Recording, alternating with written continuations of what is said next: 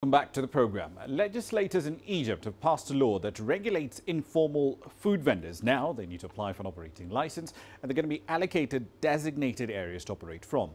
Food carts are widely seen across the country, but often they're confiscated as there never was any regulation in the sector. Here's Yasser Kim now taking a look at the impact of this new law.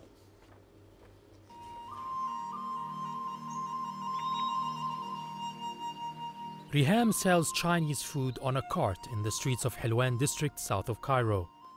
She started this business after losing her job as a teacher. After I lost my job, I decided to buy a food cart.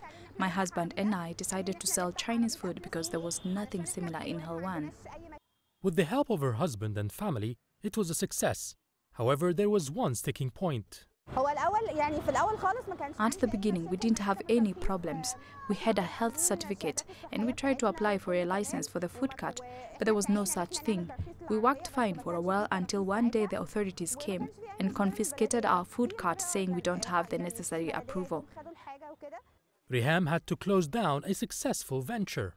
But she's not alone in this ordeal. Hundreds and maybe thousands of other men and women around the country face the same, because simply this kind of vendors is not licensed in Egypt.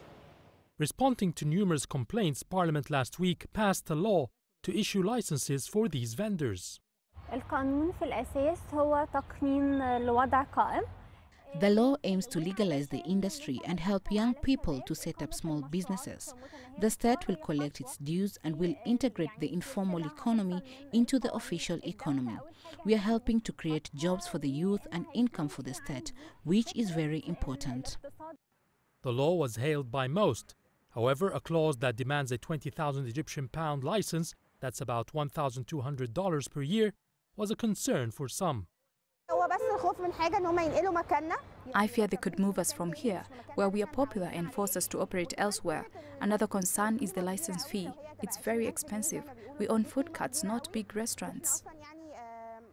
But officials feel it's fair enough value for SMEs.